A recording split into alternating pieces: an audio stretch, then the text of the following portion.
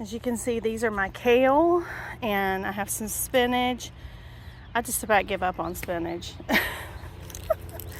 I don't know. Yeah, I'm gonna try. I think I may try again.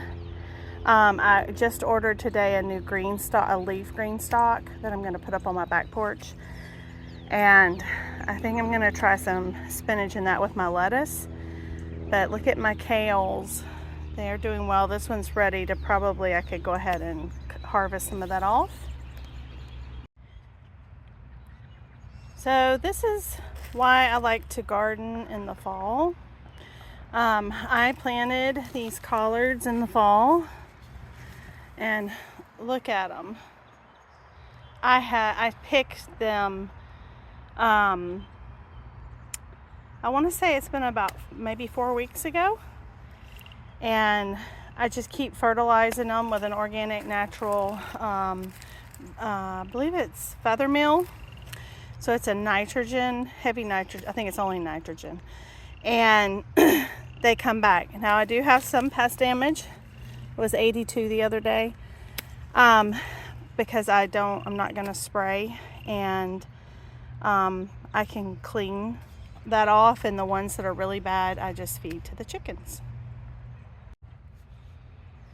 And look at my carrots that are growing.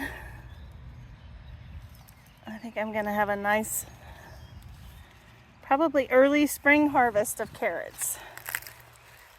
And these are my Brussels sprouts. We will see. I do have little, if you can see, the little sprouts are coming in down there. The one broccoli I had, the lone broccoli that survived, I just fed to the chickens because it went to seed with the warm weather we've had. So, and there's my soft garlics. They are doing great. This one had a lot more carrots. I'm thinking about re-sowing them, but I have little ones popping up. I heavy sow, so I'm kind of waiting to see before I reseed. So this is comfrey, and I grew this from seed last year. I ordered seed from, I think it's called Mountain Rose. I'll have to look it up to verify for sure if that's the correct name. And I had 2 plants of it. I have one in a planter, and I don't know if it made it yet. This one did, and comfrey is a great one because its taproot goes down to the genealogy, and it pulls up those trace minerals and feeds your garden and soil. And apparently deer do not like this one. So a lot of people plant this around the perimeter of their fences. So you might want to plant some comfrey. And this bed is my parsley and cilantro bed. I did have collards in this one. It was a different variety. They weren't the Georgia collards. I can't remember which ones they were, but they did not make it past the hard freeze at Christmas. And these are my hardneck garlics, and they seem to be doing just fine. And the cilantro in here, if it keeps staying warm like it is, will bolt very soon. And then there's the chicken girls back there. Hey guys, Brandy here. Back here at the greenhouse, I have added a new shelf. I added back a table, and I am getting very excited. I just planted, I know this is terrible, I was supposed to do this, but I had bronchitis when you would traditionally plant your tulip. So I put this back in my Sleep Number repurposed garden bed, and I'm hoping that they will still bloom. What I've read is that they will just bloom later, because I planted them later, and I'm totally okay with that. So I hope that they will be beautiful and that the pollinators will love them early in the season as we're waiting for all the other goodies in the garden. And I got a new shelf, and these were actually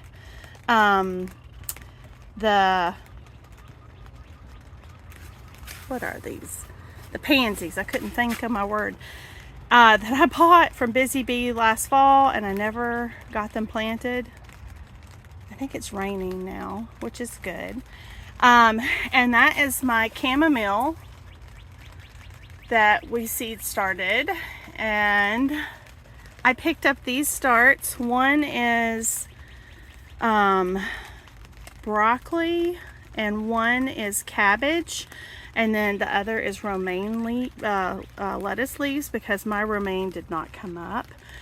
And today I ordered a new leaf green stock. They're on sale and through March 1st, I think it is. And I went ahead and picked me up a 5-tier one that I can put on my back porch for my lettuces and stuff. So I'm excited about that. I fertilized my collards, the kale, and the Brussels sprouts. I did pick these up. I haven't planted them yet, because I've typically done these in the dahlias. I have done in planters, and I got 2 different kinds. I thought this was a beautiful dahlia. And then these just are colors that I love. So these are I guess they're more like a root. I had some planted two years ago, and I dug them up, took them inside. I can't remember if those, yeah, I put them like in a dark brown paper bag, and I replanted them last year, and they came back. I didn't dig them up this year. I left them alone, and because I read they'll come back up. We will see. I don't know with that cold we had in December if they will come back up. But I saw these and I thought, oh, I want that to grow in my garden. So these are some that I'll be putting in. And I have actually thought about maybe planting these in my front garden in one of the raised beds. I just haven't decided yet. So many decisions when you're starting to think about where you're going to put everything. And I did want to show you, if you're interested, if you like the square foot gardening, I did pick this up. I've typically eyeballed it, but this just takes all of the guesswork out of it. So like a cabbage needs a full square foot. It needs this whole green thing to grow one cabbage, so you know that's where you would plant your seed if you were direct sowing. It will also give you an indicator to put down if you were going to, you know, put a started plant in there. Then you have the other ones for the different plants that you can, how close you can plant them. And it has a little guide that goes with it, and it has a little like little tool that comes with it to help you mark your spots. And I think I put that, I have it, I put it somewhere so I wouldn't lose it, and of course I don't know where it is right now. But oh, and this is the feather meal that I've been fertilizing my collards and my Brussels sprouts and kale with. And this stuff, they really seem to like it a lot. I got that at Atlantis Hydroponics. That's one of the ones they carry. So that's what I got to do in the garden today. So that's what I've gotten to do in the garden today. Just trying to keep busy, keep my mind busy. Odie is in surgery, and he is being, it's neuter day. He's being neutered. And so I'm waiting for the call that all is well, and I have no reason to think that it won't be well. And we're thankful, so thankful, because the last couple months have become very challenging between Lucy and Odie. Lucy was a rehome for us, and when we got her, she of course was spayed. I'm really not interested in doing the whole puppy thing. We did contemplate with Odie because he is a full bred and just such a good dog, good temperament, but I didn't get Odie for that purpose. Odie is for me, and he's my baby. And I have no desire to be shipping him off for studying here and there or any of that. So this just became very evident that this needed to happen. We did want to wait till he was 15 months old for his head to totally box out. That's supposed to be for really, there's a lot of, if you do your research, there's a lot of health information about for larger dogs. It is good to give them that extra time to allow their heads to fully mature before you go through the neutering process. So that's what we did. And he's also getting his other vaccines, and I'm so thankful he's old enough now we can do the 6-month heartworm shot. Lucy does the yearly. He has to do the 6-month for twice this year, and then we can go to the yearly. And that's just so nice because you don't have to remember it. It's worth it.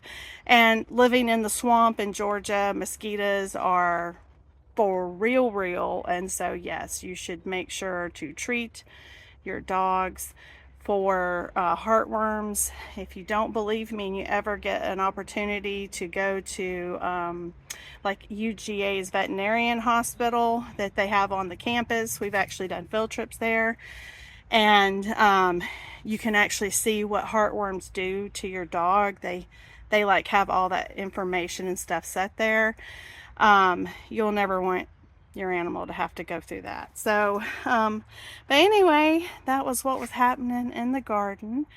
And I'll slip in a picture. You can't see anything yet, but I'll slip in a picture of the sleep number that I planted with all the bulbs. So I think I ended up with, I planted 65 bulbs. So fingers crossed that they come up. And then what I ended up doing in the summer in that bed was I planted Cosmos, which I let reseed in there. I don't know how that'll affect when I disturb the earth, and sunflowers. So I hope to do some of that, maybe some zinnias. I don't know. I like to kind of put those everywhere, and the bees and everything love them. So, but anyway, with that, I hope you're having a good day. I hope you're not getting too stressed out about the garden and what you should be starting when. Unless you live in a really cold climate, you have plenty of time. Don't be stressing out. And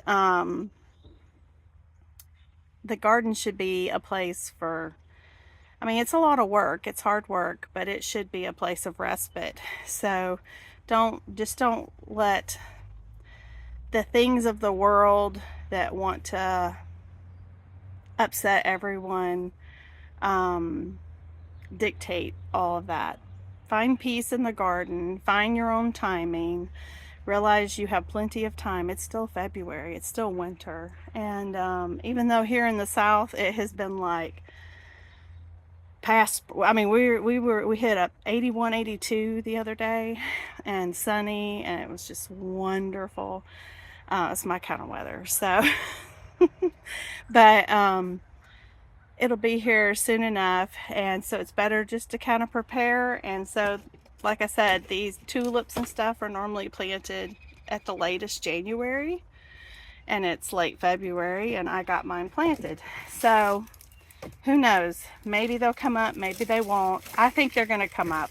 I'm having positive thoughts about it, and I'm hoping I'll have some beautiful pictures later in spring to take of the beautiful flowers that I planted.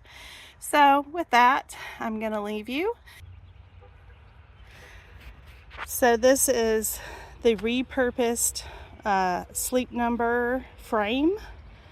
We used to have a Sleep Number bed, and when we switched, we had these, and I don't know, I don't want to grow food in them because I don't necessarily know about the plastic, that it's like food grade. It's probably not. But I thought it would be perfect for flowers. So this became my flower bed last year. And the other one became, we've kind of put it in an area where we do some compost and stuff like that to kind of divide out stuff. Yeah. So that is the flower bed. It grew beautiful sunflowers last year and cosmos. So I'm very excited to see our tulips, the double tulips, and the hyacintha, and I'm hoping that it's beautiful.